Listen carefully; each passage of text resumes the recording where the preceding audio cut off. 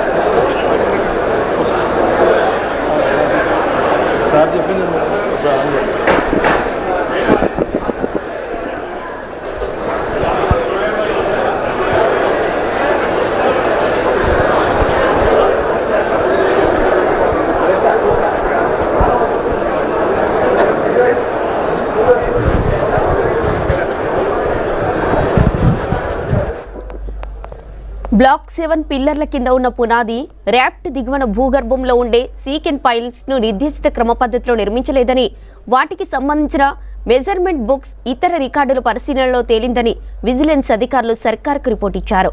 ఉన్నత అధికారుల తనిఖీలు లేకుండానే చాలా ఉల్లంఘనలను ఆమోదిస్తూ ఆదేశాలు జారీ అయ్యాయని రిపోర్ట్ ఫైల్ చేశారు అధికారులు.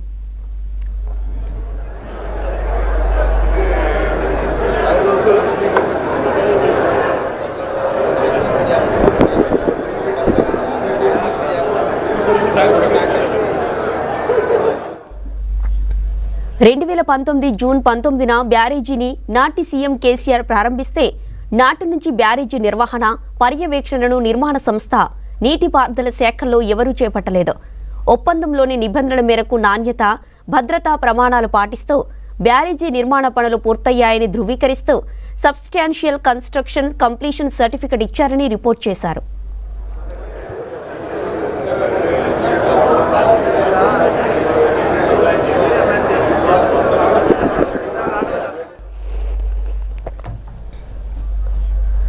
బ్యారేజీ నిర్మాణ సమయంలో షీట్ ఫైల్స్ ను పాతి నిర్మించిన కాపర్ డ్యాంను నిర్మాణం పూర్తయ్యాక తొలగించాలి. కానీ కాపర్ డ్యాంను, షీట్ ఫైల్స్ ను 5 ఏళ్లు గడిచినా తొలగించలేదు. దీనితో గోదావరి నది సహజ ప్రవాహంపై ప్రభావం పడింది.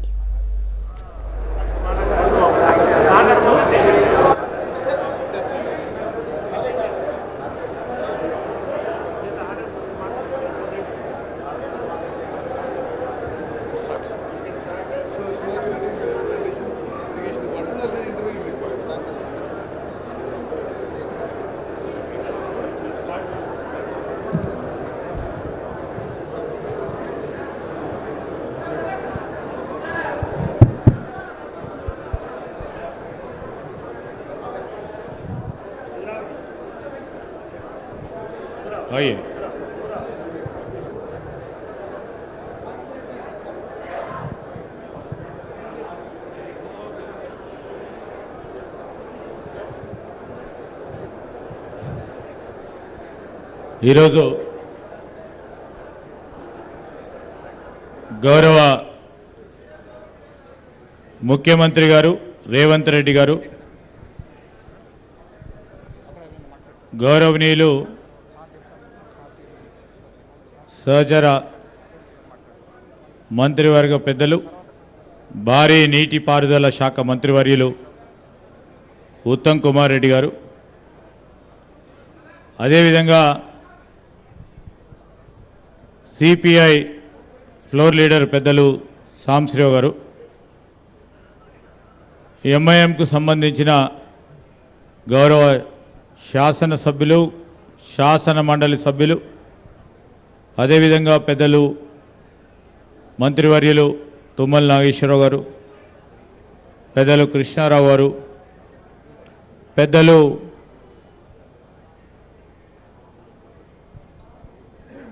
సీతక్క గారు, అదేవిధంగా సోదరులు పొన్నం ప్రభాకర్ గారు, శాసన మండలి గౌరవ సభ్యులు, గవర్నమెంట్ ప్రభుత్వ విప్ సోదరులకి, శాసనసభ్యులకి, శాసన మండలి సభ్యులకి అందరికీ కూడా హృదయపూర్వకంగా మా ప్రాంతవాసులందరి తరఫున హృదయపూర్వకంగా ఆహ్వానం పలుకుతూ, సోదరులు అడ్వైజర్ గారు నరేందర్ రెడ్డి గారు, అటువైపు కూర్చున్న రాష్ట్ర స్థాయి మీడియా ప్రతినిధులు, ఇరిగేషన్ డిపార్ట్మెంట్కి సంబంధించిన ప్రిన్సిపల్ సెక్రటరీ గారు,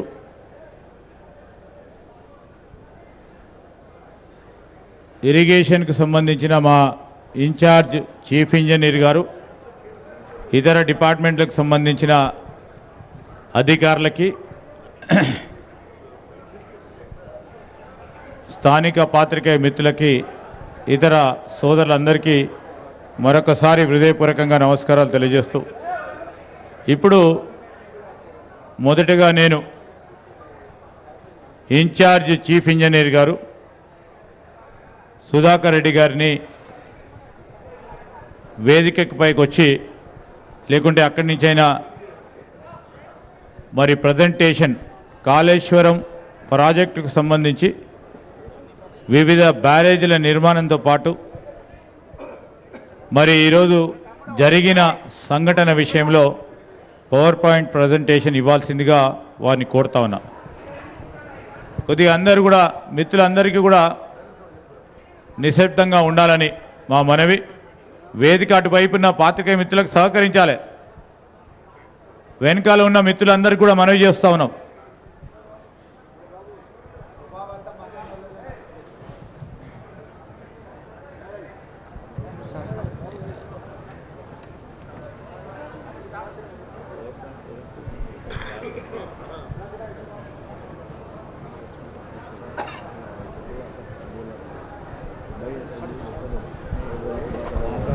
వేదికను అలంకరించిన గౌరవ ముఖ్యమంత్రి గారు, అలాగే అందరి మంత్రివర్యులు, ఎమ్మెల్యేలు, ఎంపీలు, అలాగే గౌరవ ఆఫీసర్లు, ప్రజాప్రతినిధులు అందరికీ కూడా నమస్కారం సార్.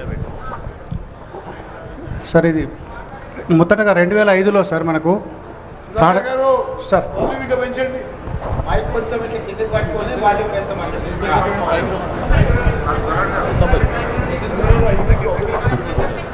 సార్ మనకు 2005లో అప్పుడే ప్రభుత్వం మనకు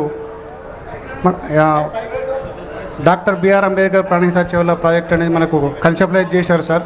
మొదటగా 16 తెలంగాణ ప్రాంతంలోని పాత 7 జిల్లాలలో 16,40,000 ఎకరాల ఆయకట్టుకు సాగునీరు, తాగునీరు మరియు ఇండస్ట్రియల్ వాటర్ అందించడానికి గాను 160 టీఎంసీని తుమ్మిడిహెట్టి దగ్గర బ్యారేజ్ నిర్మించి 152 లెవెల్తో మన అక్కడి నుంచి తరలింపు చేయడానికి కొరకు 38,500 కోట్లతో మొదటగా మనకు అడ్మినిస్ట్రేటివ్ అప్రూవల్ ఇవ్వడం జరిగింది సార్. తర్వాత దాన్ని మనం 7 లింక్స్ 28 ప్యాకేజ్ కింద డివైడ్ చేసి తర్వాత వర్క్స్ ప్రోగ్రెస్ చేసినాం సార్. తర్వాత మనం ఏంటంటే ఆ తుమ్మిడిహెట్టి ప్రాజెక్ట్ మనకు మహారాష్ట్ర మరియు అలాగే మన అప్పటి ఆంధ్రప్రదేశ్ కంబైన్డ్ స్టేట్లో ఉంది కనుక ఇంటర్ రాష్ట్ర స్టేట్లో వాళ్ళకి కొన్ని అంటే 150 లెవెల్ మనం ఏదైతే ప్రపోజ్ చేసినామో వాళ్ళ ఆయకట్ మన సబ్మర్జెన్స్ ఏరియా మనకు కొంచెం ఎక్కువ ఉండడం వల్ల వాళ్ళు కొంచెం రెసిస్ట్ చేశారు సార్. తర్వాత అంటే మనకు తర్వాత 160 టీఎంసీలలో సార్ మనకు drinking water 10 TMC for en route villages, అలాగే 30 TMC drinking water to twin cities of Hyderabad and Secunderabad, అలాగే 16 టీఎంసీలు ఇండస్ట్రియల్ వాటర్కి మనకు అప్పుడు అలొకేషన్ చేయడం జరిగింది సార్. తర్వాత సార్ మొత్తం మనం డాక్టర్ బిఆర్ అంబేద్కర్ ప్రాణహిత ప్రాజెక్టులో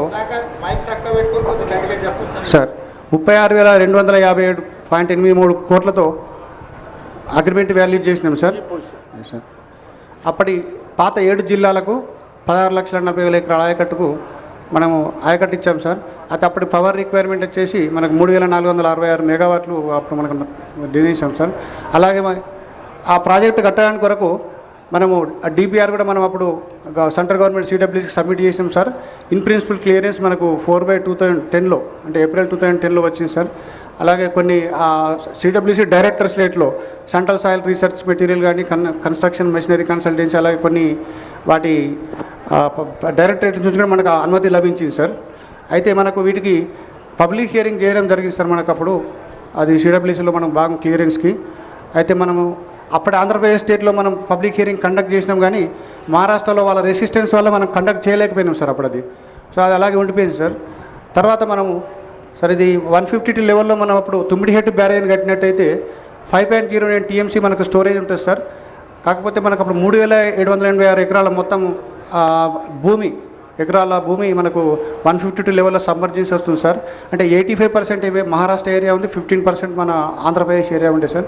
సో వాళ్ళు అప్పుడు రెసీవ్ చేయడం వల్ల మనకు వాళ్ళు 148 లెవెల్ తీసుకున్నట్టయితే మీకు తక్కువ సబ్మర్జెన్స్ వస్తుంది కనుక మీరు 148 లెవెల్లో పెట్టుకోమని మనకు పదే ప్రతి మీటింగ్లోనూ వాళ్ళు మనకు చెప్పడం జరిగింది సార్. సో అలా దాని ప్రకారం తెలంగాణ ఫార్మేషన్ అంటే మన తెలంగాణ స్టేట్ ఫార్మ్ అయిన తర్వాత మంత్రుల లెవెల్లో కావచ్చు సార్, అధికారుల లెవెల్లో coordination committee meeting, inter state board meetings, various meetings మనకు జరిగినాయి సార్ అవి. సో అది అప్పుడు కూడా మనకు మీటింగ్లలో 152 లెవెల్ వద్దు 148 లెవెల్ తీసుకోండి అని చెప్పి పదే అని చెప్పడం జరిగింది సార్.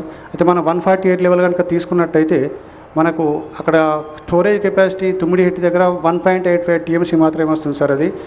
అయితే సార్ మనకు అక్కడ ఫస్ట్ సిడబ్ల్యూసీ వాళ్ళు 163 టీఎంసీ ఉంది అని చెప్పేసి మనకు సర్టిఫై చేశారు సార్ వాళ్ళు. తర్వాత కన్సిక్వెంట్గా ఏంటంటే అప్పుడు అప్పర్ రిపేరియన్ రైట్స్లో మహారాష్ట్ర స్టేట్కి కూడా వాళ్ళకు 63 టీఎంసీల హక్కు ఉంది కనుక ఫ్యూచర్లో మనకి ఏమైనా తగ్గిపోయే అవకాశాలు ఉంటాయి. అలాగే మీరు ప్రపోజ్ చేసిన స్కీమ్లలో 148 మీటర్స్ కనుక పెట్టి 63 టీఎంసీలు ఫ్యూచర్లో రాకపోతే ఇంకా డ్రాయబుల్ కెపాసిటీస్ తగ్గిపోయి మనకు 44 టీఎంసీల వరకే రావచ్చు అని చెప్పేసి వాళ్ళు సిడబ్ల్యూసీ వాళ్ళు చెప్పారు.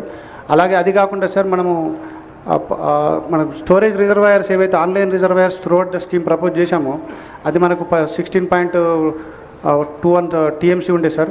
ఆన్లైన్ రిజర్వాయర్స్ కెపాసిటీ కనుక పెంచుకోకపోతే ఫ్యూచర్లో మనకు స్కీమ్ సక్సెస్ కాదు కనుక ఆన్లైన్ రిజర్వాయర్స్ పెంచుకోమన్నారు సార్. ఇది మనకు అప్పుడు ఫస్ట్ సార్ ప్రణాళిక చేవల్లో ఉన్నప్పుడు 16.43 online reservoirs capacity sir, different 10 కెపాసిటీలు సార్. Next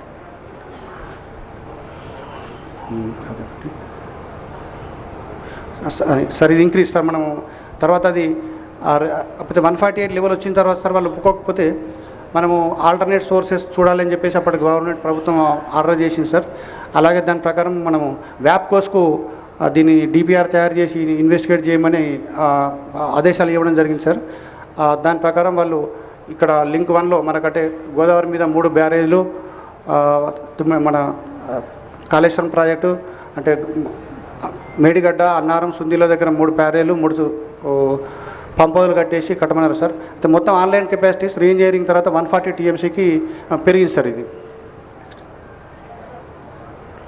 sir reasons for re-engineering sir మనం అప్పుడు అంటే ఫస్ట్ లింక్ 1 ఒకటి అంటే తుమ్మిడిహెట్టు నుంచి ఎస్వైపికి ఉన్న లింక్ 1 రీఇంజనీరింగ్ తర్వాత మనము మేడిగడ్డ నుంచి మనము అదే ఎల్లంపల్లికి మనం మార్చుకోవడం జరిగింది సార్. 3 బ్యారేజ్లు కట్టేసి ఇక్కడ అవైలబిలిటీ ఆఫ్ వాటర్ సిడబ్ల్యూసీ వాళ్ళు మనకు 286 టీఎంసీ ఉందని సర్టిఫై చేశారు sir.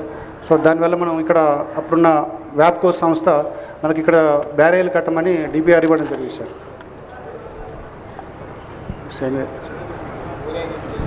Sir on 8 March 2016 sir 3-tier interstate board constitute చేశారంటే కోఆర్డినేషన్ కమిటీ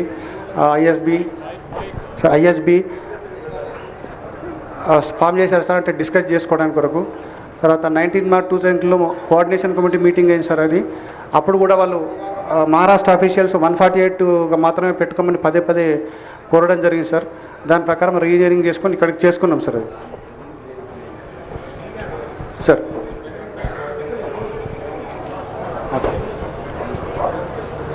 ఫైనల్గా సార్ మనకు 23rd August 2016 రోజు మహారాష్ట్ర సీఎం గారు అలాగే అప్పుడున్న తెలంగాణ ముఖ్యమంత్రి గారు కూడా 148 మీటర్స్కి అగ్రి అవ్వకుంటూ ఒక అగ్రిమెంటు అంటే మెమోరాండం ఆఫ్ అండర్స్టాండింగ్లో సైన్ చేశారు సార్.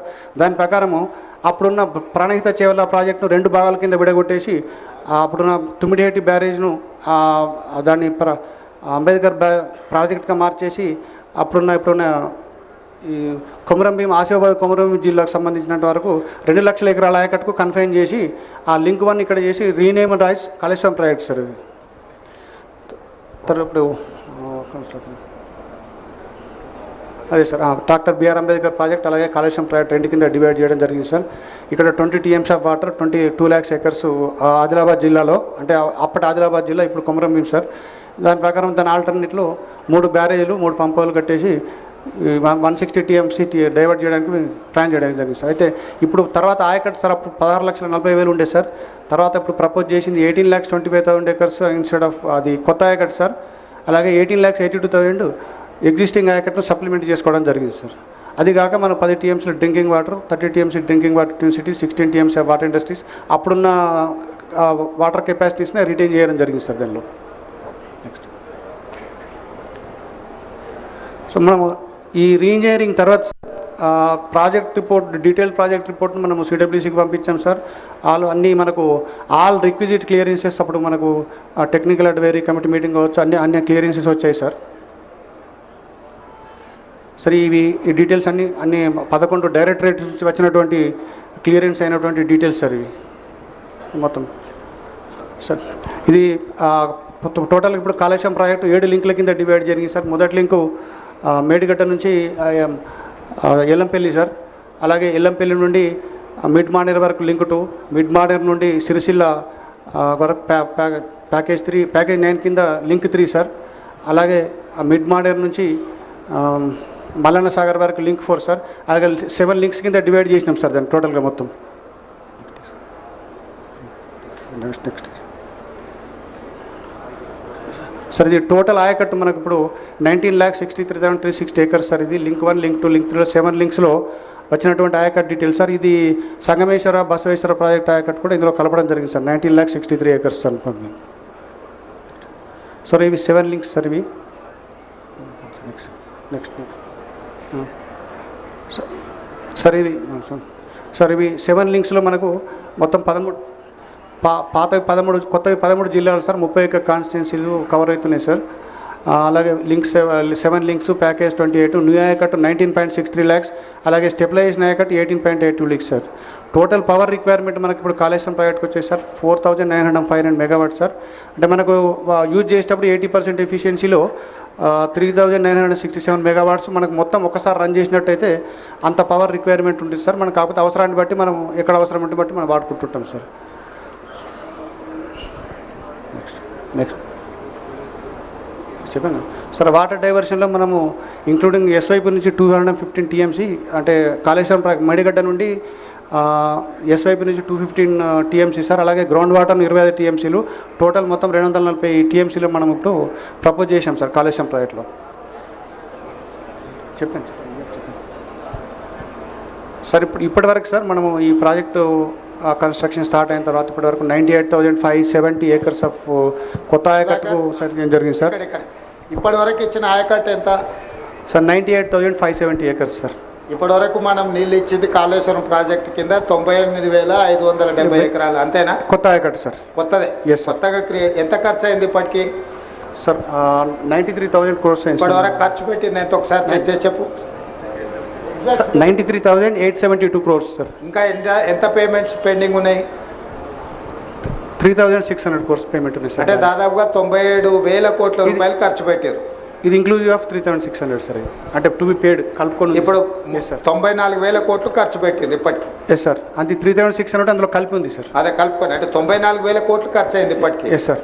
94,000 కోట్ల రూపాయలు కాళేశ్వరం ప్రాజెక్టు మీద ఖర్చు పెట్టి ఇప్పటి వరకు ఇచ్చిన ఆయకట్టు 98,570 ఎకరాలు సార్. అంతేనా? Yes sir. టోటల్ ఇంతే కదా. కొత్తగా ఏం ఆయకట్టు క్రియేట్ చేయలేదు కదా? ఇవ్వలేదు. ఆయకట్టుకు నీళ్ళు ఇవ్వలేదు సార్. ఇంతవరకు ఇచ్చాం సార్. మీడియా మిత్రులు ఇది ఒకటి నోట్ చేసుకోండి. స్పష్టంగా మీరు గందరగోళం చంద్రశేఖరరావు గారు 1 కోటి ఎకరాలకు నీళ్ళు ఇచ్చినా అని ఏదైతే చెప్పు వచ్చిండో ఇంతకాలం పచ్చి అబద్ధం. ఈ పవర్ పాయింట్ ప్రజెంటేషను గత ప్రభుత్వం పాజిటివ్గా చెప్పుకోవడానికి తయారు చేసిన పవర్ పాయింట్ ప్రజెంటేషన్. దాంట్లో మేము ఎలాంటి మార్పు చేయలే. చంద్రశేఖరరావు గారు ఏ విధంగా అయితే భ్రమలు కల్పించి తప్పుడు సమాచారాన్ని అంటే అవాస్తవాలను మనకందరికీ చొప్పించడానికి ప్రయత్నం చేసిండో టోటల్గా ఇప్పటి వరకు ఈ ప్రాజెక్టులో 19 లక్షల చిల్లర ఎకరాలకే ఆయకట్టుకు ఒకవేళ 100% ఇది పూర్తి అయితే వచ్చేది కొత్త ఆయకట్టు 19 లక్షల ఎకరాల చిల్లర, అంతేనా? అంతే సార్. ఎంత అది ఎగ్జాక్ట్గా నెంబరు? 19 లక్షల 19,63,000 సార్. 19,63,000. అంటే ఇప్పటి వరకు కేసీఆర్ గారు కాళేశ్వరం కట్టి 1,00,00,000 ఎకరాలకు నీళ్ళు ఇస్తున్నా అని చెప్పింది అబద్ధం. ఈ ప్రాజెక్టులో మొత్తం ప్రతిపాదించిందే 19,63,000 ఎకరాల గురించి. ఇప్పటి వరకు 94,000 కోట్ల రూపాయలు ఖర్చు పెట్టి నీళ్ళు ఇచ్చింది 98,570 ఎకరాలకు మాత్రమే. పవర్ ఎంత అవసరము? పవర్ బిల్ ఎంత అయింది? ఇప్పటికి 98,000 ఎకరాలకు ఇచ్చారు కదా. కరెంటు బిల్ ఎంత అయింది ఈ కాళేశ్వరం మీద పంపుల లిఫ్ట్కు? సార్ అది మనము పరాణం మనము కన్సాలిడేటెడ్గా పేమెంట్ చేస్తున్నాం సార్ వాళ్ళకి, ఎలక్ట్రిసిటీ బోర్డుకి. బడ్జెట్లో పరాణం 10,000 crores అని పెట్టి పేమెంట్ చేసి సంవత్సరానికి ఎంత అవుతుంది అని అంచనా ఇచ్చారు. ఇప్పుడు 4,900 చిల్లర మెగావాట్స్ అవసరం ఉంది అన్నారు కదా సార్. ఒక సంవత్సరంలో ఈ పంపులన్నీ పనిచేస్తే మనకు అయ్యే మెయింటెనెన్స్ పవర్ ఛార్జెస్ ఎంత అవుతాయి అయ్యే అంచనా వేసి ఉంటారు కదా సార్. ఉంది సార్. ఒక్కసారి అది చూసి చెప్పండి. 10,000 కోట్ల పైన అవుతుంది అన్నది. 10,500. మీడియా మిత్రులు అర్థం చేసుకోవాల్సింది, కేవలం కరెంటు బిల్లులే ప్రతి సంవత్సరం 10,500 కోట్ల రూపాయలు కట్టాలి. ఇతర ప్రాజెక్టుల నిర్వహణ, బ్యాంకు లోన్లు, బ్యాంకుకు మిత్తి, ఇవన్నీ లెక్కేస్తే దాదాపుగా 20,000 కోట్ల పైన ప్రతి సంవత్సరం 25,000 కోట్లు టచ్ అవుతుంది. 25,000 కోట్ల రూపాయలు ప్రతి సంవత్సరం ఖర్చు పెడితే 100% చంద్రశేఖరరావు గారు అనుకున్నట్టే ఈ ప్రాజెక్టు పూర్తయితే 19,63,000 ఎకరాలకు నీళ్ళు వస్తాయి. ఎప్పుడు దాదాపుగా 2.5 లక్షల కోట్లు అయితే ఈ ప్రాజెక్టు. ఇప్పటికీ 1,00,000 కోట్లు ఖర్చు అయినాయి. 1,47,000 కోట్లకు అంచనాలు పెంచారు. ఇప్పుడు అది కూడా పూర్తిగా సరిపోదు. ఈ కొత్త అంచనాలు వేసుకుంటూ పోతే దాదాపుగా 2 లక్షల పైన కోట్లు ఈ ప్రాజెక్టు ఖర్చు అవుతుంది. సో ప్రతి సంవత్సరం 2 లక్షల కోట్ల పైన ఖర్చు పెట్టి ప్రతి సంవత్సరం 25,000 కోట్ల రూపాయలు మెయింటెనెన్స్ కింద, మిత్తిల కింద, అప్పుల కింద కట్టి నీళ్ళు ఇస్తే వచ్చేది 19,63,000 ఎకరాలు. అంటే ఈరోజు వరకు పూర్తి స్థాయిలో అవాస్తవాలను చెప్పుకుంటూ అబద్ధపు ప్రచారాలు కల్పించుకుంటూ చంద్రశేఖరరావు గారు కాలం గడిపినరు. ఇదొక పాయింట్ అయితే, ఇప్పుడు ఈ కట్టిన ప్రాజెక్టే కూలింది. ఇవన్నీ అంత సక్రమంగా జరిగి అంత కేసీఆర్ గారు ఇంతకుముందు పవర్ పాయింట్ ప్రజెంటేషన్లో చూపించినట్టు మొత్తం ఆ రకంగా ముందుకు పోయిన ఉండే పరిస్థితి ఇది.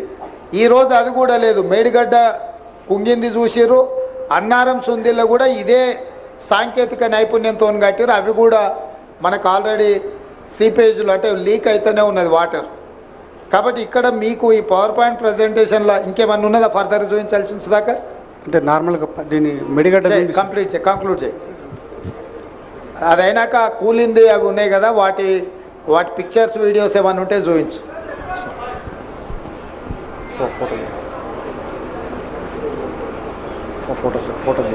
లోన్ల గురించి కూడా ఒకసారి, ఆ లోన్లు ఎంత తీసుకురేంది అనేది కూడా ఒకసారి ఫైనాన్షియల్ డీటెయిల్స్ ఒక్కసారి చూపించు.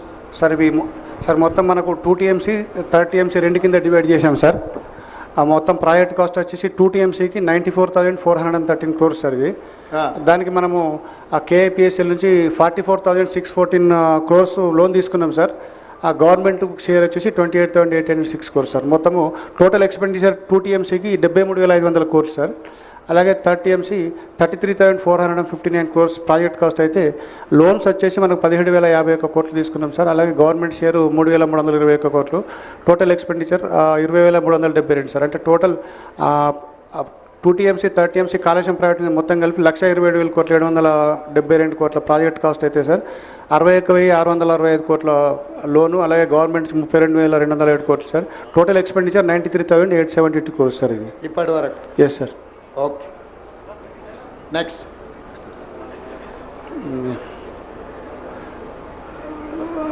సార్ ఇవి మనము ప్రిన్సిపల్ అమౌంట్లు మనము ఇయర్ వైజ్ మనం తీసుకున్న లోన్స్ ఇంట్రెస్ట్లు సార్. ఇవి ప్రిన్సిపల్ అమౌంట్ అంటే ఇయర్ వైజ్ సార్ 1920, 2021, 21-22, 22-23లో ఇంట్రెస్ట్ మనం గ్రాండ్ టోటల్ ఉంది కదా. Yes sir.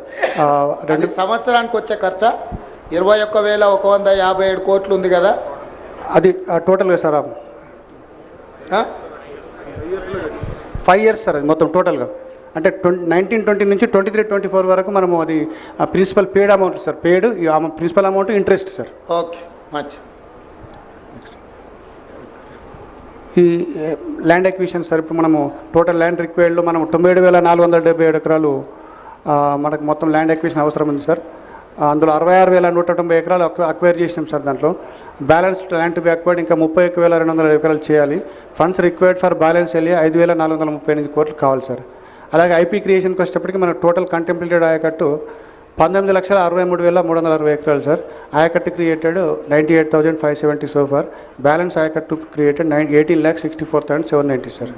సో దానికి funds requirement sir creation of balance contemplated ఆయకట్టుకు చేయాలంటే మనకి ఈ అవైలబుల్ ఐపీ క్రియేషన్ అని ఇచ్చినావు కదా sir. Total ayacut contemplated 19,63,360 acres. అవును సార్. Ayacut created 98,570 acres. అవును సార్. బ్యాలెన్స్ ఆయకట్ వచ్చేసి 18,64,790. అవును సార్. అంటే మిగతా వర్క్ అంతా పూర్తి చేస్తే గానీ ఆ 18 లక్షల ఎకరాలు మనం ఇయ్యలేము. అవును సార్. ఇది అఫీషియల్ లెక్కనే కదా. అవును సార్. మీడియా మిత్రులు ఈ పాయింట్ను నోట్ చేసుకోండి. అంటే మనకు ఇప్పుడు అంటే ఇప్పటి వరకు కేసీఆర్ గారు 1 కోటి ఎకరాలు కాళేశ్వరం కట్టి 1 కోటి ఎకరాలకు నీళ్ళు ఇచ్చినా అని ఏదైతే చెబుతూ వచ్చిండో, 1 కోటి కాదు కదా 1,00,000 ఎకరాలకు కూడా నీళ్ళు ఇవ్వలేదు. 1,00,000 కోట్లు ఖర్చు అయినాయి, 1,00,000 ఎకరాలకు నీళ్ళు ఇవ్వలేదు. ఇది వాస్తవం. Okay next. సరే సరే సరే ఇది కాళేశ్వరం ప్రాజెక్టులో బాగా కట్టినట్టు Medigadda barrage over view sir ఇది. ఓకే ఇది లింక్ 1 సార్. మనం కాళేశ్వరం నుంచి ఆ గ్రావిటీ కెనాల్ ద్వారా అన్నారం బ్యారేజ్, సుందిల్లా బ్యారేజ్, అలాగే ఎల్లంపల్లి 3 లింక్ 1 సార్ ఇది. నెక్స్ట్ సార్ ఇవి అంటే టెక్నికల్ డీటెయిల్స్ బ్యారేజ్ సార్. ఇవన్నీ అంటే రాఫ్ట్ లెంత్లు లెవెల్స్ అవన్నీ ఉన్నాయి సార్. నెక్స్ట్ సార్ అంటే మనకి క్రోనలాజికల్ ఈవెంట్స్ అంటే మనం మేడిగడ్డ కట్టినప్పటి నుంచి ఇప్పటి వరకు జరిగినటువంటి ఈవెంట్స్ సార్. ఇవి ఇన్సిడెంట్ జరిగింది సార్. అంటే ఇప్పుడు మనకు ఆ రోజు October 21 రోజు ఫస్ట్ మనకి 19, 20, 21 పియర్లు సింక్ అవ్వడం జరిగింది సార్. అది మనకు అప్పుడు మొత్తం ఎన్ని పిల్లర్స్ ఉన్నాయి దీంట్లో ఇప్పుడు మేడిగడ్డలో? మొత్తం 85 వెంట్స్ సార్. మొత్తం 85. Yes sir. ఎన్ని యూనిట్ల కింద ఉంది 85లో? ఎన్ని బ్లాక్స్ కింద ఉంది? మొత్తం 8 బ్లాక్స్ ఉన్నాయి సార్. 8. Yes sir. 85 పిల్లర్లు 8 బ్లాక్లు సార్. ఇప్పుడు ఏ బ్లాక్? 7th బ్లాక్ మనం పోయి చూసింది. అవును సార్. 7th బ్లాక్ లో పిల్లర్లు కుంగిపోయినాయి. అవును సార్. అంతే కదా. అంతే. కారణం ఏంది? కారణాలు అంటే మనం ఇప్పుడు కొన్ని టెస్టులు చేస్తున్నాం సార్. మనము దాన్ని రూట్ కాజ్ ఏందో ఫైండ్ అవుట్ చేయడానికి వరకు జీపీఆర్ టెస్టులని, తర్వాత ఈఆర్టీ టెస్టులు బ్లాక్ 7కు కంప్లీట్ అయినాయి సార్. ఇంకా బ్లాక్ 6 and 8 కూడా ఒక 3-4 డేస్లో కంప్లీట్ అవుతాయి సార్. వాటిని అనాలిసిస్ చేసిన తర్వాత మనకు అసలు దాని రీజన్స్ ఏమైనా శాండ్ మైన్ అయిందా లేకపోతే ఏమైనా ఫెయిల్యూర్ అయిందా మనకు తెలుస్తుంది sir. National dam safe authority ఒక నివేదిక ఇచ్చింది కదా, అందులో ఏం రాసిండ్రు సార్? వాళ్ళు కొన్ని ఫైండింగ్స్ ఇచ్చారు సార్. వాళ్ళు ఏమిచ్చిండ్రు సార్? ఒకటి వాళ్ళు ఫస్ట్ ఒక 20 వాళ్ళు వచ్చిన తర్వాత 20 లిస్ట్ ఇచ్చారు సార్. ఐటమ్స్ ఈ డేటా ఇవ్వమని చెప్పారు సార్. అందులో మనకు కొంత డేటా ఇచ్చారు సార్. పాసిబుల్ అన్ని డేటా ఇచ్చేశారు సార్. వాళ్ళ ఆబ్జర్వేషన్లో sir piers combination of issues involving planning, design, quality control, operation and maintenance లోపల కొన్ని రీజన్స్ ఉన్నాయని చెప్పేసి పాయింట్అవుట్ చేశారు సార్.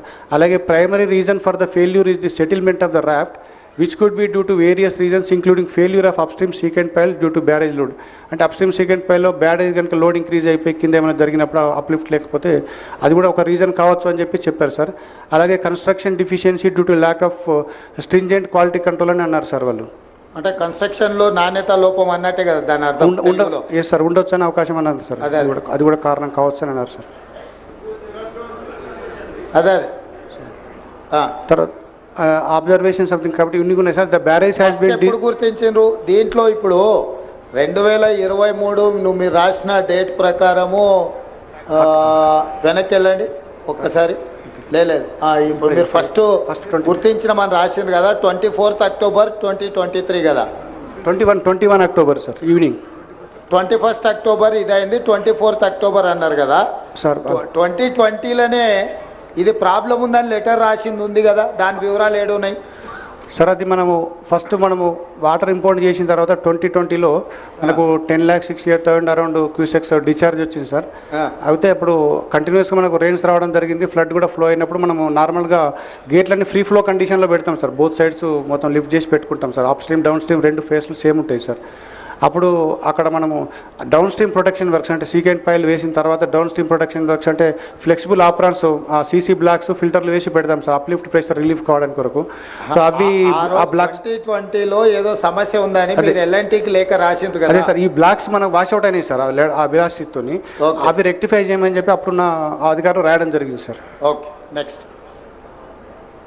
అంటే ఈ సమస్య 2020లోనే గుర్తించి లేఖ రాసి అధికారులు ఎల్ఎన్టీకి చెప్పడం జరిగింది. ఎస్ సార్, దీంట్లో సమస్య ఉన్నదని. అవును సార్. దాన్ని రెక్టిఫై చేసుకోకుండా అట్లే ముందుకెళ్ళా 2023కి వచ్చే వరకల్లా కుంగిపోయే పరిస్థితి వచ్చింది. అంతే కదా. నెక్స్ట్. అంటే సార్ ఇంకా ఫర్దర్ అబ్జర్వేషన్స్లో the barrage has been designed as a floating structure but constructed as a grid structure taking downstream cut off up to impervious strata alternate and uplift pressure due to blocking surface. అంటే వాళ్ళు ఇంపర్వియల్ స్టాటా దాకా తీసుకుపోయినారేమో అని వాళ్ళకు ఒక అనుమానం sir. అంటే data వాళ్ళు first ఇనిషియల్గా ఇచ్చిన రిపోర్ట్లో. తర్వాత dam owners have not maintain the cement concrete blocks అది లాంచింగ్ అప్రాన్స్. అంటే మనం ఇంతకుముందు డిస్కస్ చేసింది సార్, మీరు అడిగారు కదా సార్. అది ఆ బ్లాక్స్ మనకు డిస్ప్లేస్ అయిపోయి కొన్ని వాష్ అవుట్ అయిన దాంట్లో కూడా వాళ్ళు సరిగా మెయింటైన్ చేయలేదు తర్వాత కన్సిక్వెంట్గా అని చెప్పేసి అడిగారు సార్. తర్వాత non complaints of dam safety act 2021 in pre and post monsoon inspection to check for unusual behaviour. Okay, next.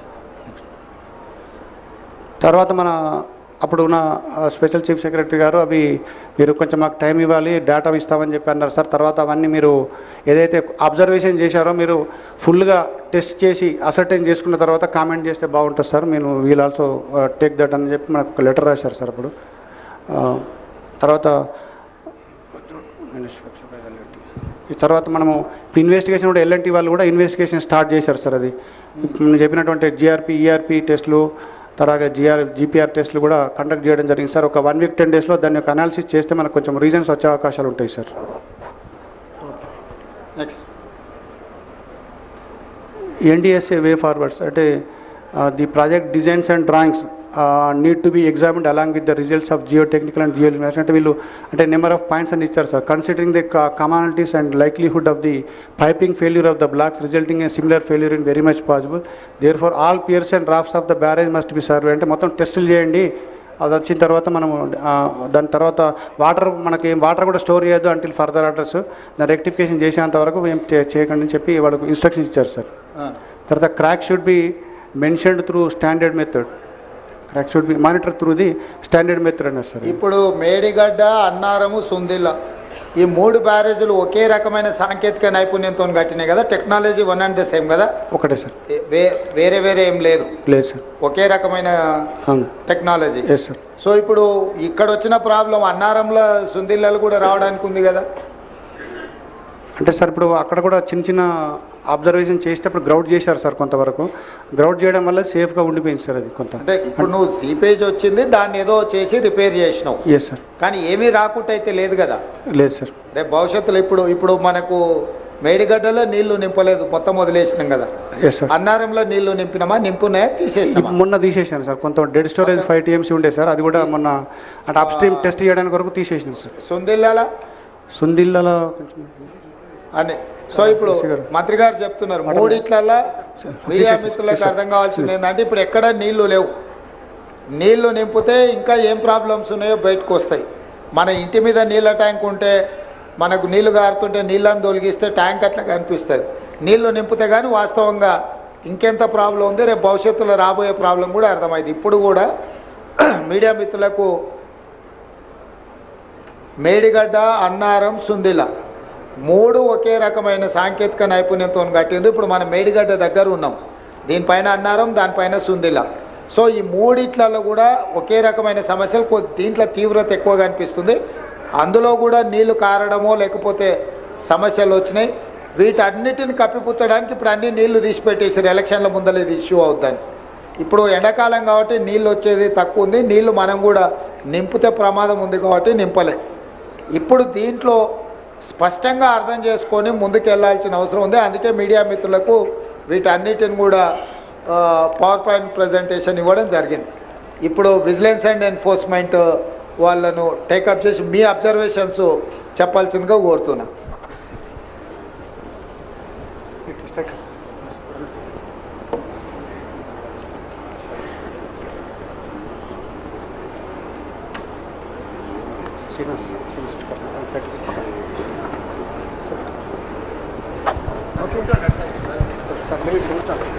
I'll stand.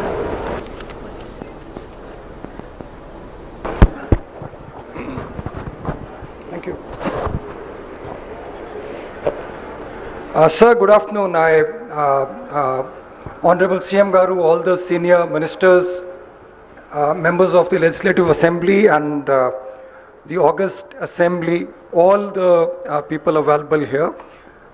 I'm Rajiv Ratan. I'm DG Vigilance Enforcement for the state, and I'm making a tiny little report on the Medigadda barrage incident, what exactly happened and how we see things in our investigation. I'll be assisted by Mr. Sudarshan Reddy, who is executive engineer with me. I'll start the report, sir, if you permit. So this is a brief overview. It's a key component of the Kaleshwaram project, aimed at enhancing the irrigation, drinking water supply and water needs across Telangana. And I have two photos, one showing the Medigadda barrage and while the Medigadda barrage is under construction. Now the dam incident happened on 21/10/23. There was settlement of some piers of the Medigadda barrage and that was reported at 6:20 p.m.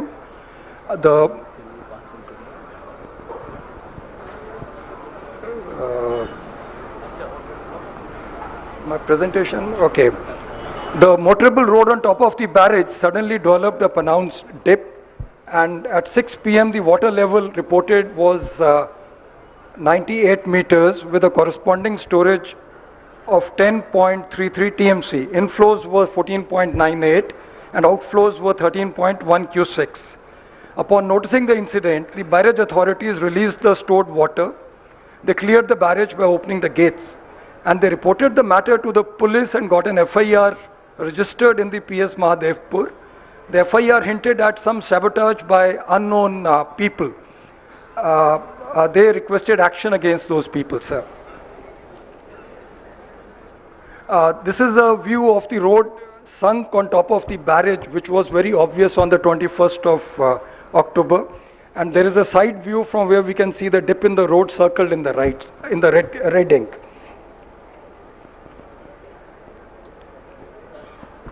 This is a little video I have inserted showing the crack which we have seen today in the afternoon, sir.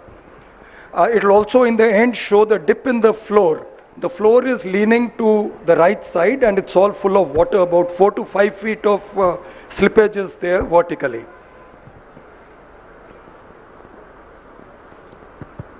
Hello. Rajiv ji, all these photos and videos, please release to the press directly. Yes, sir, I'll do that, sir. Okay.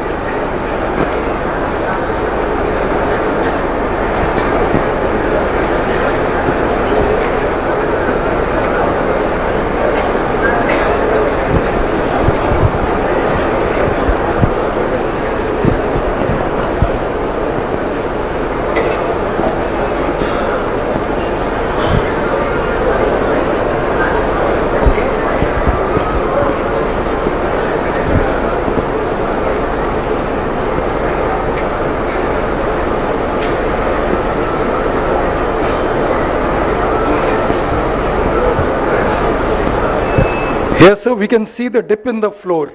The entire water logging is on the right side, so it's about 4.5 feet dip there, and these are the cracks in the floor. They have been patched now, sir, but the cracks are still visible. They are there.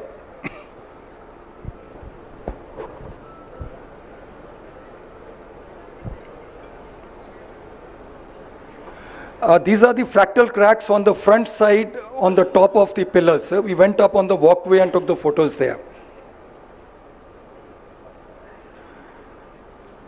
This is showing the rusting inside, sir. The cracks have been there for a while. So rusting is there on the rods inside. And there is a clear separation on the walkway also. Now we have gone to the pillar 20 today, sir. Major cracks have been observed on pier 20 of the second block. It's extended to the raft. The raft has sunk to the right side, about 4.5 feet. Water logging is there right now. Block number 7 includes piers 11 to 22, along with the integrated raft. So the cracks are stretching across in pier 8 and 19, 18 and 19 on both sides as well. So those cracks also, some of them are being shown here. So you can see the non-vertical kind of lines stretching through. These are hairline cracks, but they appear to be really developing into big ones now, sir. Now, sir, this is the same thing which the CE Garu has already said. So I'll not repeat this. I'll just jump to the next slide, sir. Now here, sir, we had the initial sanctions. Estimated cost was about 80,000 crores, and for Medigadda was 1853, and then there was a sanction of 2591 crores for Medigadda on 1316. Then L&T was the lowest bidder with the JV, and contract stipulated that the work has to be done by 26/8/2016. Medigadda barrage had several revisions in the administrative approvals. I have a timeline chart in the end, sir, so I'll show whole thing there. Contract value has been rising from 1849 crores all the way to 4321 crores, which is about a 35% increase, sir. And the Kaleshwaram project's design capacity is 180 TMC per annum, that is 90-day working cycle, against the old project Pranita Chavela's of 160 TMC. But the actual water lifted in the last 5 years I've shown in the table, sir. So the total water lifted in 1920 is 34%. That is, we lifted 61% of 180 TMC capacity. After that, there has been a reduction. Next year it was 31 TMC, 33 TMC, and in 23-24 we have done 8.9. So if we take the average percentage, total lift has been done for 18.04% of the installed capacity of 180 TMC. 180 TMC installed capacity here. It's only 162.36. Rajiv ji, 23-24 they have lifted only 8.9 TMC. That's right, sir. Out of 180. Yes, sir. So every year almost 180 TMC is the proposed thing. They have lifted 23-24 8.9 TMC. They have lifted 23-24, 23, 22, 23. Come on, come. Malakshara చూయించండి అదే పెట్టండి screen మీద 25 TMC, 21-22లో 33 TMC, 20-21లో 31 TMC, 19-20లో 61 TMC. These are the water yes, they have sir. lifted. Water they have lifted, sir. So media మిత్రులకు వాళ్ళు ప్రతి సంవత్సరం ఎంత నీళ్లు lift చేసిండ్రో అక్కడ ఉన్నది మూడో కాలంలో. ఫస్ట్ దాంట్లో ఇయరు, రెండో దాంట్లో ఈ కెపాసిటీ ఆఫ్ టీఎంసీ, మూడో కాలంలో ఏ సంవత్సరం ఎంత లిఫ్ట్ చేసిండ్రో అక్కడ ఉంది. సో 5 ఏళ్ళ కలిపి కూడా మొత్తం కలిపి 162 టీఎంసీ ఎత్తలే. ప్రతి సంవత్సరం 180 టీఎంసీ ఎత్తుతామని కట్టి 1,00,000 కోట్లు ఖర్చు పెట్టి ఇప్పటికీ ఈ పోయిన సంవత్సరం అయితే 8 టీఎంసీ. సో అంటే 4% యువతల పర్సంటేజ్ రాసిండ్రు. ఒక సంవత్సరం 4.9%, ఒక సంవత్సరం 14%, ఇంకో సంవత్సరం 18%, ఒక సంవత్సరం 17%, ఇంకొక సంవత్సరం 34%. సో ఏ సంవత్సరం కూడా ప్రతిపాదించిన దాంట్లో వాళ్ళ సక్సెస్ రేషియో ఏముందో దీన్ని బట్టి అర్థం చేసుకోండి. Next Sir, this design part has already been covered, sir. It's as per the manual order 179 for barrages on permeable foundations, where they insert the PCC or the secondary piles and primary piles. One is only to prevent the water from rising and the other is the load bearing. And there is a representative photo, not of this barrage, but that just shows the secant pipes being laid, sir. Now, sir, the causes of failure primarily are cofferdam and sheet piles that were used during construction. They were not removed for 5 seasons. In fact, today when we went there, we could have actually seen that entire thing. There is a lot of overload material towards the last set of piers and this side piers, both But ends. they have claimed the bills and they have not cleared the material. Yes, sir, we are checking that now. So that's a very serious thing, because that will get everybody in serious trouble. The MBs are being verified, sir. Okay. Now, that is going to reflect a lot of water from the edges towards a specific set of piers which are going to be doubly impacted. There is going to be a water punch impacting them. A lot of extra water is going to flow into those pillars and piers, and they are going to be seriously inundated with high-speed water. That water should have been actually distributed across the entire riverbed upstream, sir. So that problem is there. Second, the recommendations of the 3D model study to trim the upstream, downstream overburdens. That is the debris that's there. That was never followed, it was never cleared. Some of it is still lying there, sir. In fact, some of it is bedrock, it's probably some soft rock only, it's not granite, sir, but it should have been cleared off. The connection between the cut-off walls and the raft may not have been cast according to the approved drawings. So there is some potential damage which would have occurred due to the undermining of the raft itself, sir. Then observations of physical cracks between pier number 16 to 21 of block 7 suggest that there is a shear failure of the raft due to loss of the supporting material under the raft. So the water has actually flowed under the raft, carried the sand away, sir. So sand has moved off and the free flow water is there. Those I'll show you in the next 2-3 slides, sir. Now this is the old cofferdam. This is being dismantled. Part of it is still there. This was all done in January, February of 2024. These are very recent photos. This photo probably is of last week only, sir. So they have cut the whole thing and carried off most of the material. This is towards the block number 8, the last block, sir. The same photos of the sheet piles which are being dismantled now, sir.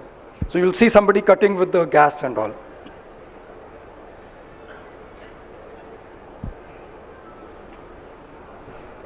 This video shows all those heads of the sheet piles and the old cofferdam that is still there now, so we saw it today.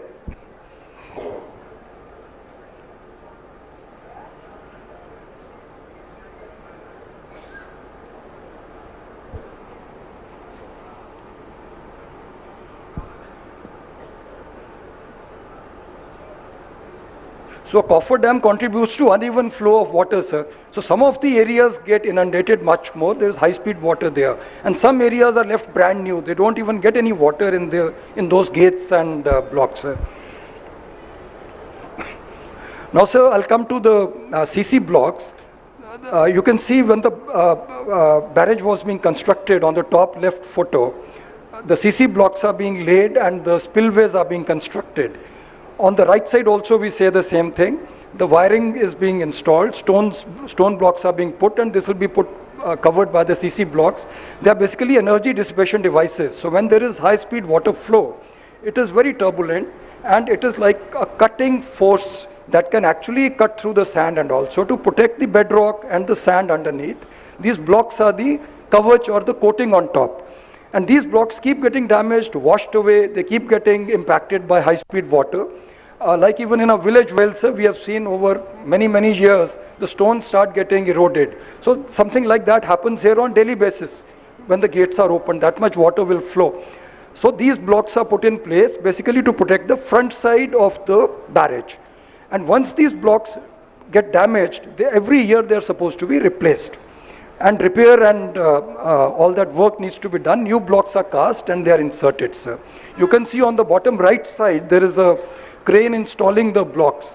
The blocks have hooks in them. They are normally 1.5 meter by 1.5 meter by 90 centimeters. That's the normal size of the blocks installed. Now, sir, I'm comparing the three barrages. We see Anaram barrage on top. It's a Google map. Right side from the Google map, we can see the blocks. They are visible, but there is damage to the blocks. It is not continuous. Grinda, we have taken photographs standing there.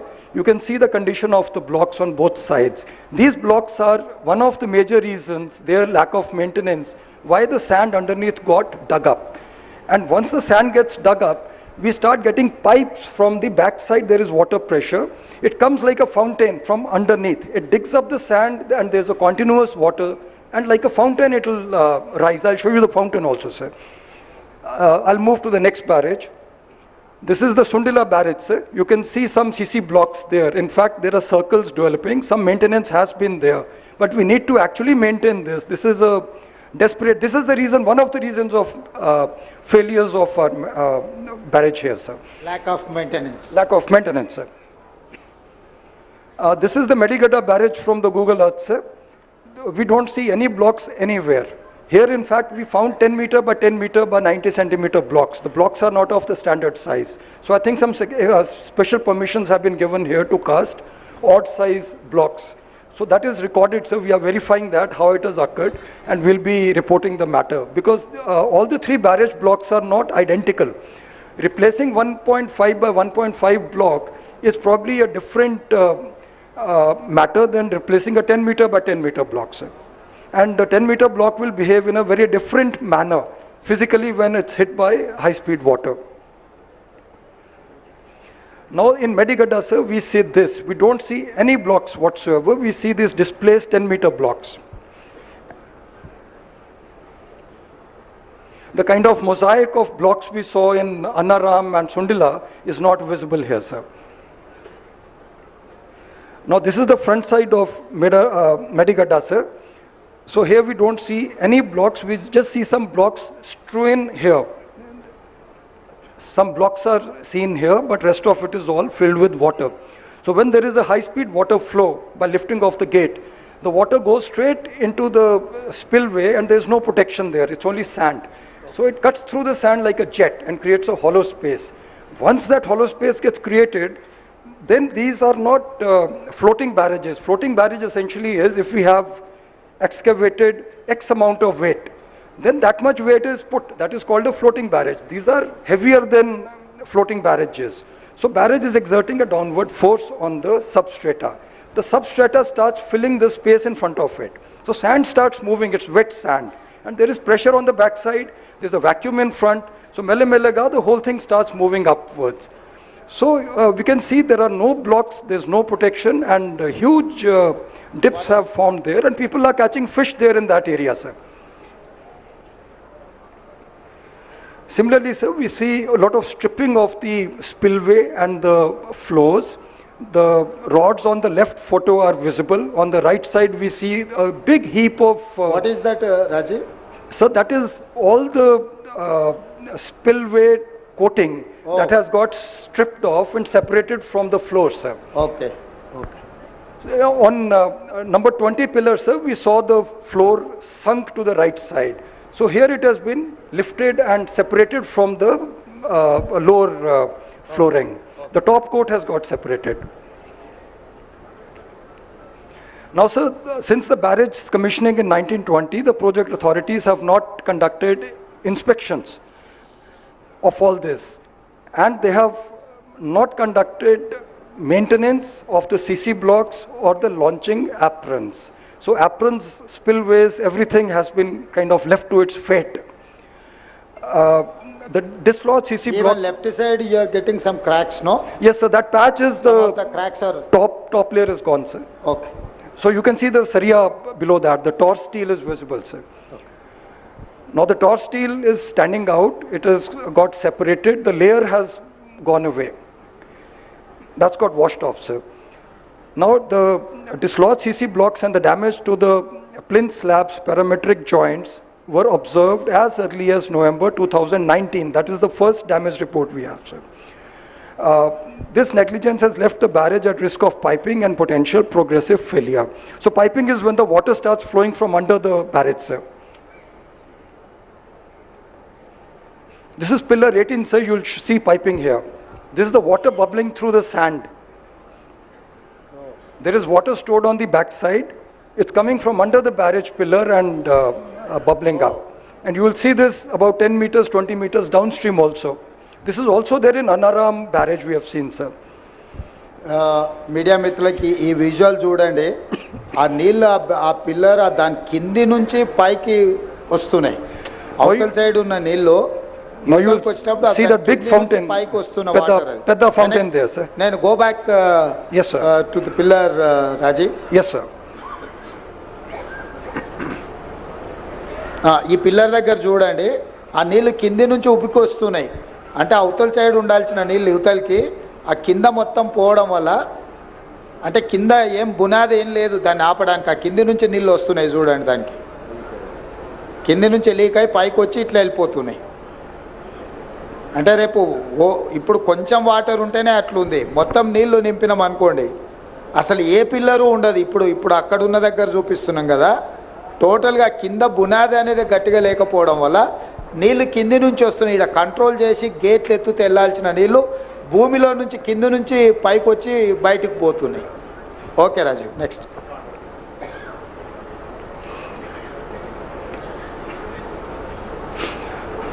Now, sir, the department has issued multiple notices for repairs, sir. On 18/5/20, they have requested the L&T to come and... important, కొంచెం note చేసుకోండి. అది 20లోనే 18/5/2020లోనే దీంట్లో problem ఉందని ఎలాంటికి notice ఇచ్చిండ్రు. 21లో notice ఇచ్చిండ్రు, 22లో notice ఇచ్చిండ్రు, 23లో ఈ damage వచ్చింది. అంటే మా లయబిలిటీ పీరియడ్ అయిపోయింది, మాకేం సంబంధం లేదు, మాకు ఇప్పుడు బాధ్యతనే లేదు అని ఎలాంటి ఏదైతే చెప్తుందో, ఈ ప్రాజెక్టులో సమస్యలు ఉన్నాయని 18/5/2020లో డ్యామేజ్ ఉందని చెప్పి సీసీ బ్లాక్లో వేరింగ్ కోట్ వాట్లలో ప్రాబ్లం ఉందని రాసిండ్రు. 17/2/2021లో మళ్ళీ ప్రాబ్లం ఉంది, దీన్ని మెయింటైన్ చేయాలని చెప్పి వాళ్ళకి లెటర్ రాసిండ్రు. 6/4/2022లో మళ్ళీ ఈ ప్రాబ్లం ఉన్నదని letter రాసిండ్రు.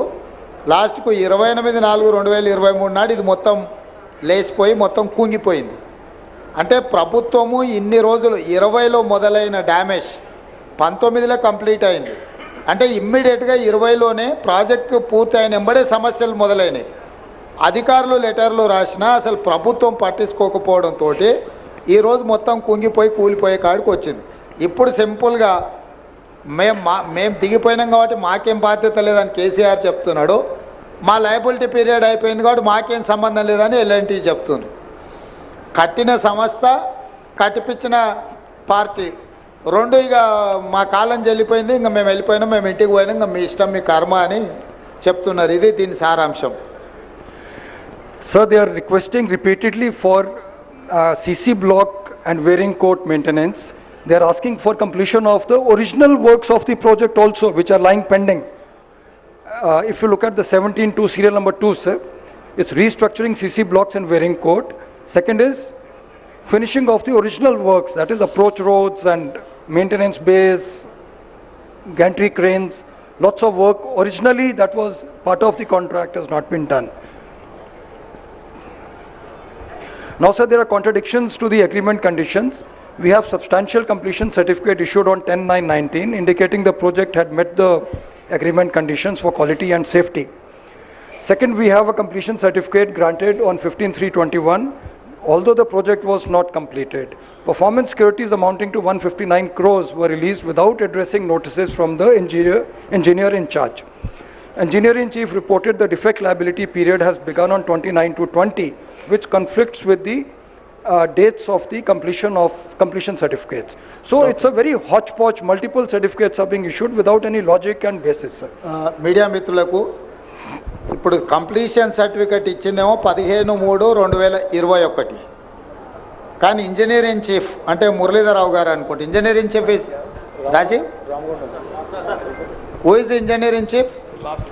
Last line. Who is that person? Muralidhara Rao or Venkateshwarlu? So it will be Venkateshwarlu, sir. Venkateshwarlu, okay. అతను కంప్లీట్ అయిన సర్టిఫికేట్ ఏమో 15/3/2021 ఇచ్చిండు, అంటే ఆల్రెడీ దాంట్లో ఇష్యూస్ ఉన్నాయి. కానీ తను లయబిలిటీ పీరియడ్ 29/2/2020 నాడే స్టార్ట్ అయిందని ఇచ్చిండు. అంటే దీంట్లో ఏది కరెక్ట్ అనుకోవాలి? అంటే వెంకటేశ్వర్లని సర్వీస్ నుంచి కంప్లీట్గా టర్మినేట్ చేసింది. ఎందుకంటే ఇట్లాంటి మిస్టేక్స్ ఉన్నాయని విజిలెన్స్ అండ్ ఎన్ఫోర్స్మెంట్ ఇచ్చిన వాళ్ళ ఫ్యాక్ట్స్ అండ్ ఫిగర్స్తో ఇచ్చిన నివేదికతోని plus 159 crores they have released performance securities, అంటే సెక్యూరిటీ గ్యారంటీస్ ఉన్నాయన్నిటిని కూడా ఈ అన్ని ఛార్జెస్ వాళ్ళ మీద ఉండి ప్రాబ్లమ్స్ ఉన్నాయని నోటీస్ ఇచ్చినా కూడా అవి ఫుల్ఫిల్ చేయకపోయినా కూడా ఈ పేమెంట్లు కూడా రిలీజ్ చేసిండ్రు. Next Raju. So the scheduled inspections under the Dam Safety Act 21 are essential for assessing the condition of the dams and structures. The inspections are pre-monsoon, post-monsoon and other scheduled checks, and the field engineers are responsible. Okay. All deficiencies identified during the inspections have to be reported to the SDSO, State Dam Safety Organization, for evaluation, etc.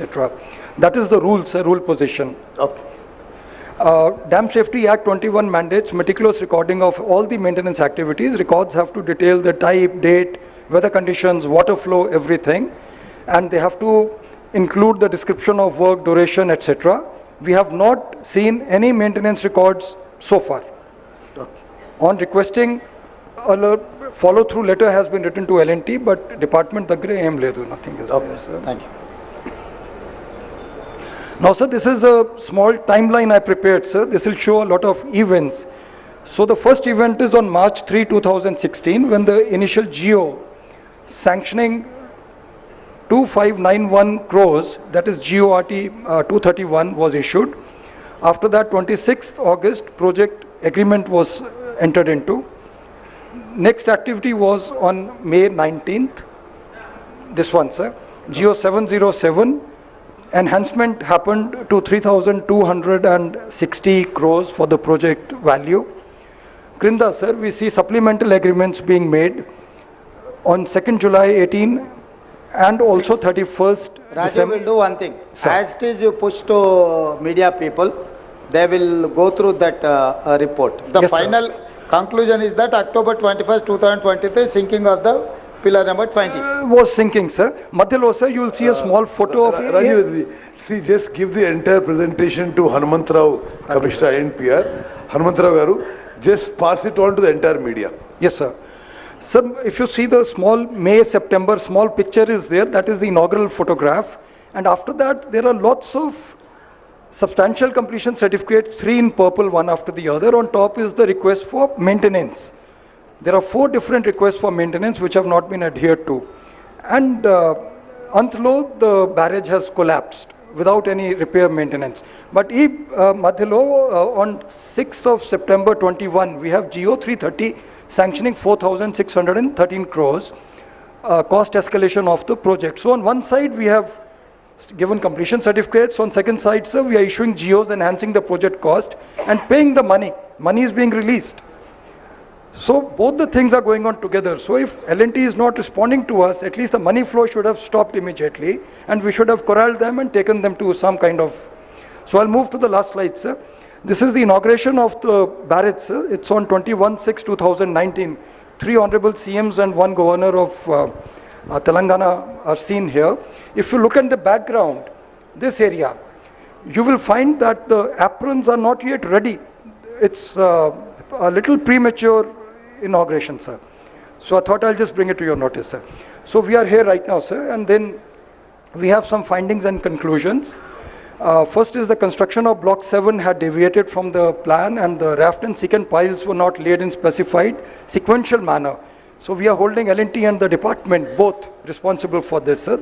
They should have handled this work. Operation and maintenance was not done since the inauguration, that is 21/6/19. Both are responsible, sir, the agency and the department. Mandatory post-monsoon sounding probing, which is mandated as per IS 7349, was not performed. Department is responsible, they have to get this done, sir. Construction remnants like the coffer dam and sheet piles have not been removed.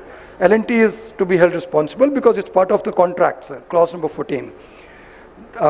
Contractual obligations under agreement handing over clause clause 50 of the agreement remain unfulfilled till this day.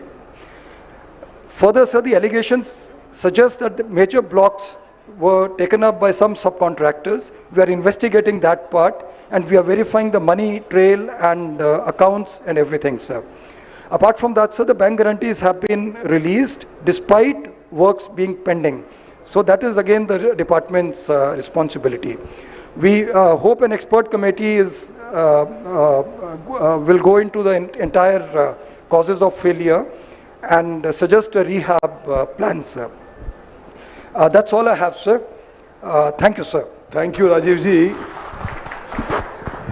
Sir, as irrigation minister now, I'll just briefly summarize chesi. Konta national media unnaru kabatti konta English lo maadanu. Okay, we thank the MIM members for coming for the visit and for the presentation. Thank you very much to all the MIM MLAs.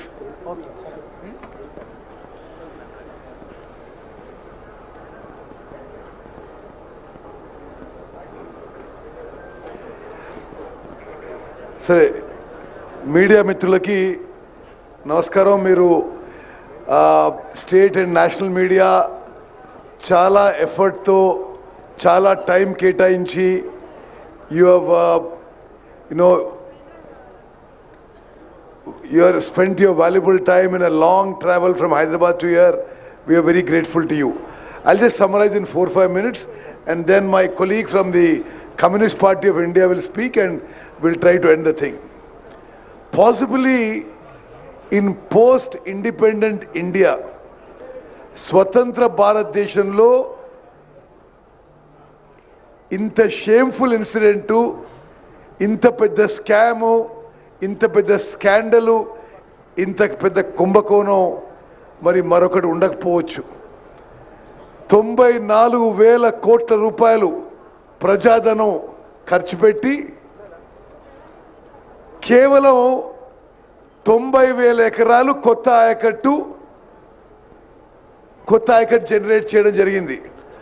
ఆ 94,000 కోట్లలో 61,000 కోట్లని మనందరినీ తాకట్టు పెట్టి, మన పిల్లల్ని తాకట్టు పెట్టి high interest loans తీసుకొచ్చి ఈ ప్రాజెక్ట్ మీద ఖర్చు పెట్టినరు. మరో 33,000 కోట్లు మన నుంచి కలెక్ట్ చేసిన ట్యాక్సెస్, పన్నులు నుంచి ఖర్చు పెట్టడం జరిగింది. అదేవిధంగా ఇంకొక ఇంపార్టెంట్ పాయింట్ ఏంటంటే, అసలు ఈ ప్రాజెక్టు మొదలుపెట్టింది కాంగ్రెస్ ప్రభుత్వం రాజశేఖర గారి హయాంలో 38,000 కోట్లతో 16 లక్షల ఎకరాలకి ఆయకట్టు.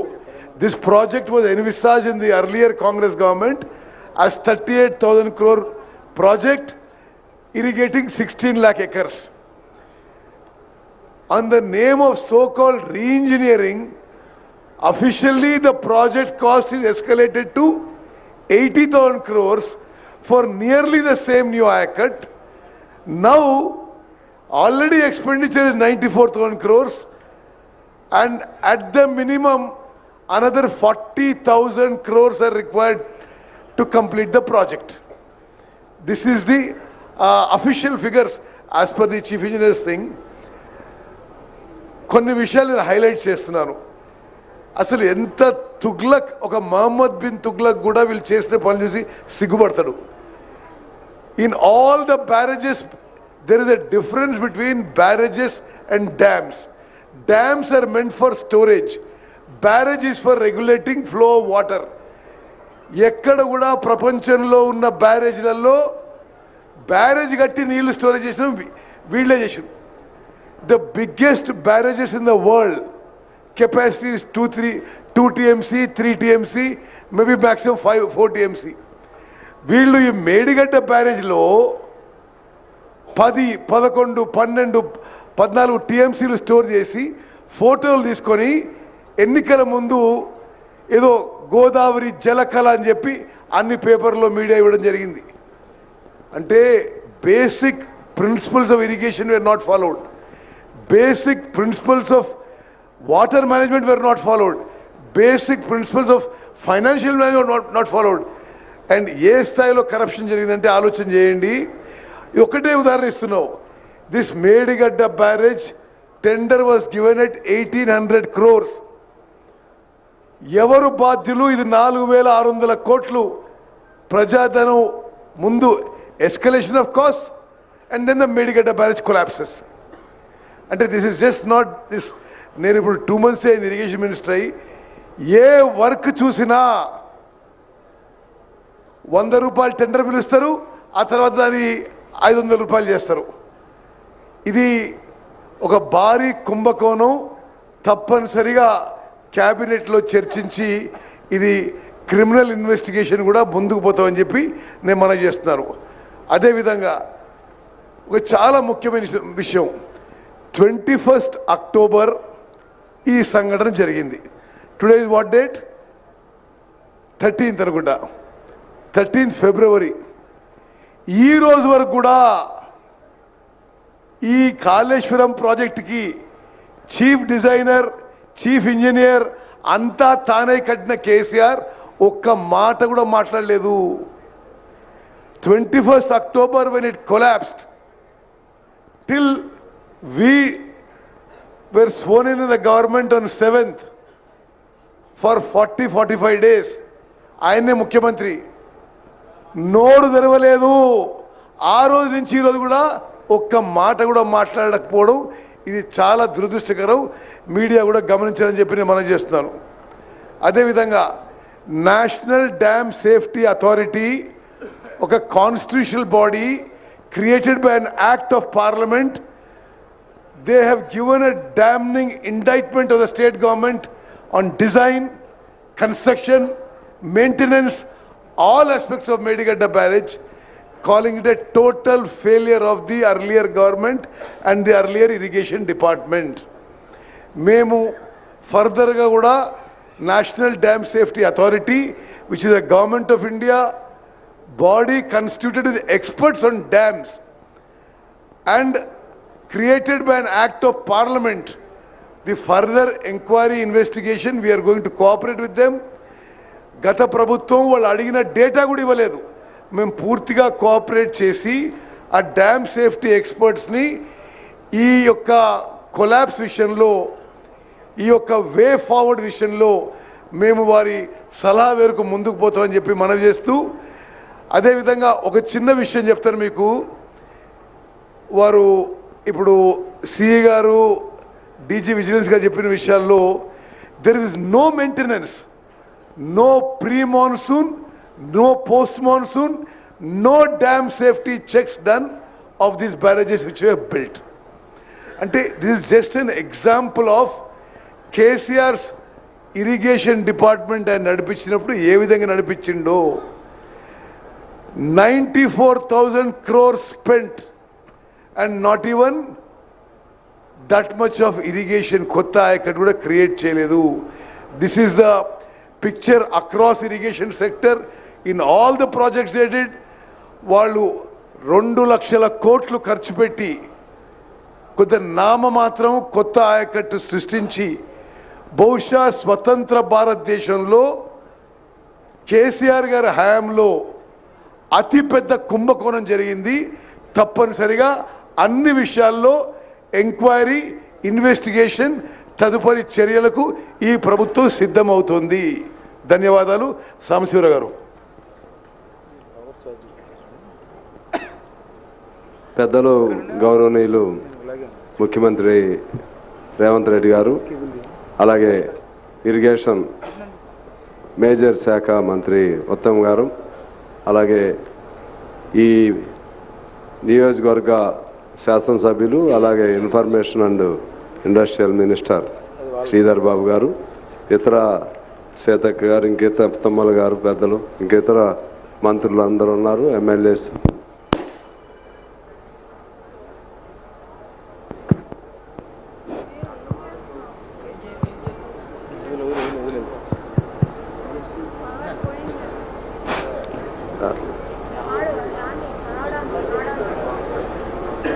కేసీఆర్ అక్కడ చిన్న కేసీఆర్ ఉన్నాడు అంటున్నా. అలాగే హాజరైనటువంటి పార్టీ మిత్రులు అలాగే ఈ ప్రాంత వాసులు అందరికీ నమస్కారం. ఇవాళ ప్రభుత్వం ముఖ్యమంత్రి గారు కానీ, ఇరిగేషన్ శాఖ మంత్రి గారు కానీ, ఇతర దత్తలు కానీ ఈ కార్యక్రమాన్ని ఏర్పాటు చేయడం అనేది తెలంగాణ ప్రజలకు స్పష్టంగా ఈ కాళేశ్వరం ప్రాజెక్టు, దీని నిర్వహణ, దీని వెనుకున్నటువంటి నేపథ్యం మరింత స్పష్టంగా అర్థమవడానికి ఇది అవకాశం కలిగింది. ఇటువంటి కార్యక్రమాన్ని చేపట్టినందుకు వైపు అభినందనలు తెలియజేస్తున్నాయి. మరోవైపు ఇటువంటి బాధాకరమైనటువంటి స్థితిలో ఈ ప్రాజెక్టును చూస్తున్నందుకు విచారణ కూడా ఉంది. ఇది మేడిగడ్డ ప్రాజెక్టు పగులు కాదండి, తెలంగాణ ప్రజల గుండె పగులు, గుండె పైన పడినటువంటి కోటలు. ఎందువల్లంటే ఎంత 2016లో ఎగ్రిమెంట్, దాని విజువల్స్ ప్రకారం 2019లో కంప్లీషన్, 16లో ఎగ్రిమెంట్, 19లో కంప్లీషన్. అంటే 2021లో క్రాక్స్ మారాయి. వీళ్ళు బయటకు వచ్చేసి 20 ఇది పరిస్థితి. అంటే ప్రాజెక్టు 3 ఏళ్లలోనే కంప్లీట్ చేయటం, మరొక 2 ఏళ్లకే పగిలిపోవటం. దీన్ని ఇంత అన్యాయంగా డిజైన్ చేసింది ఎవరు, దీన్ని నిర్మించింది ఎవరు, దీని క్వాలిటీ లేకుండా చేసింది ఎవరు? చాలా ఏమని చెప్తున్నా నేను దాని లోపలికి వెళ్ళను. ఇది ఒక మేడిగడ్డకి పరిమితమైనది. విజువల్స్ ప్రకారంగా అన్నారంలో కూడా ఆ క్రాక్స్ చూపెట్టారు. ఇటువంటిది సేమ్ మంత్రిగా ముఖ్యమంత్రి గారు చెప్పినట్టుగా same technology, same procedure, same design ఉంది కాబట్టి ఈ 3 ప్రాజెక్టులు కూడా వాళ్ళు కూడా చూపెట్టిన దానిలో కూడా రాశారు. ఈ 3 ప్రాజెక్టులు కూడా పనికి రావనే పద్ధతుల్లో చెప్పడం జరిగింది. మరి ఏమైపోవాలి, ఖర్చు పెట్టినటువంటి ఈ డబ్బులన్నీ ఏమైపోవాలి? ఎక్కడ పాత ప్రాధాన్యత చేయడం ఎల్లకే వచ్చేది అదే. దానికి దీనికి ఎంత డిజైన్ తేడా ఉంది. అది 2005లో రాజశేఖర రెడ్డి గారు ఉన్నప్పుడు ప్రారంభమైంది. అది 16 లక్షల ఎకరాలు design to irrigate the ayacut of 16 lakhs. వీళ్ళ ఆయకట్ ప్రకారం 18 lakhs, only 2 lakhs acres extra. ఏమి ఫెసిలిటీ? ఇక్కడైతే నీళ్లు బాగా ఉంటాయి. ముందు ఏం ఉపయోగమైంది? నీళ్లు 2 లక్షలే కదా తేడా. దాన్ని ఏ బాధ్యత లేదు. ఇంకా అంతిమంగా ఏం చేశారు? ప్రాణాయత చేయడం వదిలేసి ఆదిలాబాద్ జిల్లా మొత్తాన్ని వదిలేసి ఇక్కడ నుంచి మొదలుపెట్టి తర్వాత చేపడతామన్నారు. నాకెందుకు గుర్తంటే మా మల్లేష్ గారు, బృందా మల్లేష్ గారు అప్పుడు ఉండేవాడు. ఆయన మా పార్టీ వాళ్ళు కూడా చాలా, నా సెక్రటరీకి చాలా మంది ఉన్నారు, చాలాసార్లు ఆందోళన చేశారు. మేము అందరం కూడా వచ్చాం. అసలు మా జిల్లాకి లేకుండా, మా ప్రాణాయత చేయడం లేకుండా చాలా బాగా చేశారు. తర్వాత అది కూడా ట్రైకప్ చేస్తాం, ఇంకో 2 లక్షల ఎకరాలు వచ్చేది అని చెప్పి అప్పుడు ప్రభుత్వం చెప్పడం జరిగింది. ఇక్కడ నేను ఒక పాయింట్ చెప్పి సెలవు తీసుకుంటాను. ఇప్పుడు మన ఉత్తమ్ గారు చెప్పినట్టుగా అసలు ఇంత స్టోరేజ్ ఎక్కడ ఏ ప్రాజెక్టులో కూడా ఇంత స్టోరేజ్ ఉన్నాయి. మాకు రేపు పోలవరం కూడా అవుతాయి, ఇంకా పెద్ద అంతా ఏదైనా ఉంటాయి. సరే, అంత ఇంత అన్యాయంగా కన్స్ట్రక్షన్ ఉండాలని ఎవరికి తెలియదు. మీరు చెప్తున్నారు కదా, దాన్ని మొదలెట్టిన తర్వాత 5 ఏళ్ళు దీన్ని చూస్తానికి ఎవరు అసలు మెయింటెనెన్స్ లేదు. కాబట్టి అసలు కన్స్ట్రక్షనే వీక్ ఫౌండేషన్, డిజైనే లోపం ఉంది. ఇక్కడ మన కాటన్ కట్టించినటువంటి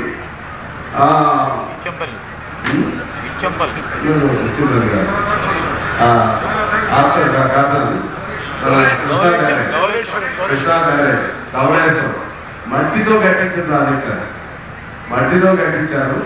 కేవలం 2.5-3 TMC మాత్రమే డిపాజిట్ అవుతుంది, కానీ లక్షల ఎకరాలు సాగు అవుతుంది.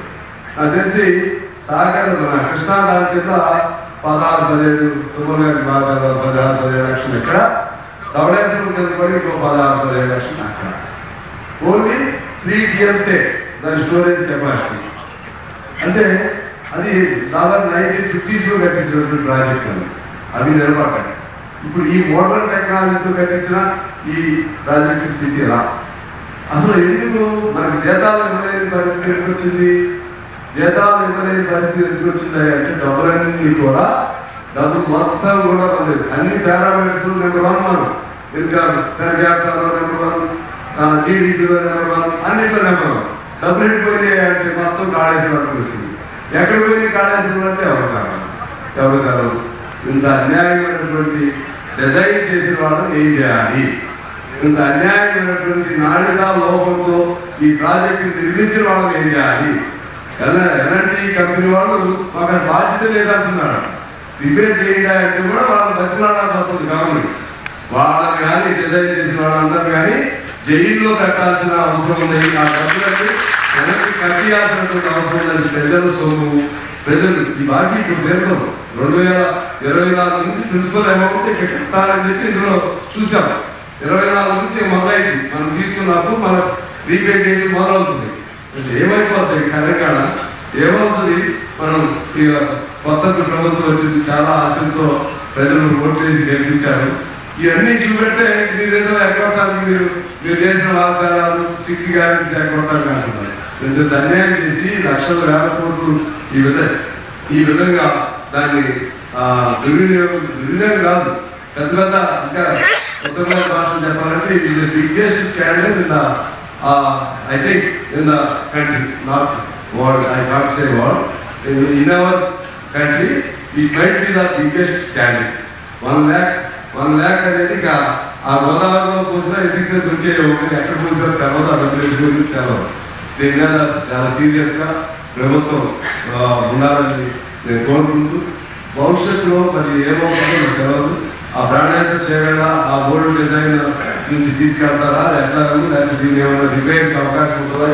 అదంతా ఇంజనీర్స్ ఎక్స్పర్ట్స్ సలహా తీసుకుని చేస్తామని చెప్తున్నాను.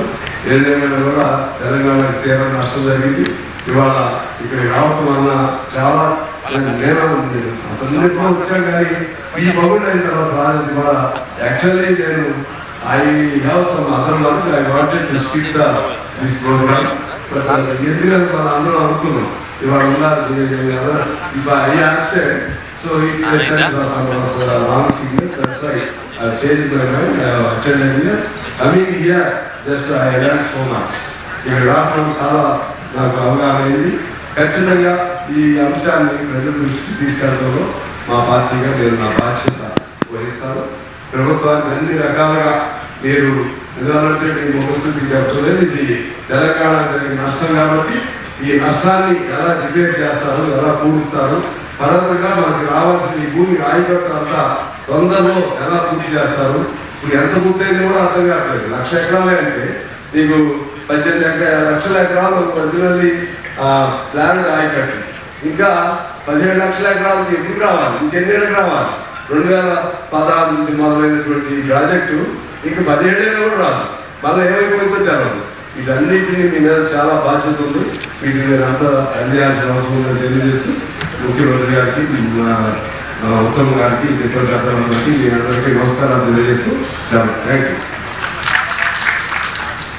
ఇప్పుడు ఈ సందర్శన సందర్భంగా గౌరవ ముఖ్యమంత్రి వర్యులు శ్రీ రేవంత్ రెడ్డి గారిని వారి సందేశం ఇవ్వాల్సిన కోరుతారు.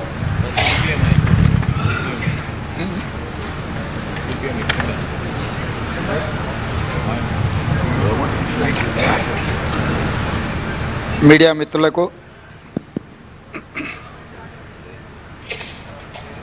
మంత్రివర్గ సహచరులకు, శాసన మండలి సభ్యులకు, శాసనసభ్యులకు అందరికీ నమస్కారం. ఈ కార్యక్రమంలో పాల్గొన్న అధికారులకు, ఈ అవగాహన, ఈ పర్యటన గత కొంతకాలం నుంచి రాష్ట్రంలో జరుగుతున్న చర్చ. ఎన్నికల సందర్భంగా మీకు అందరికీ తెలుసు,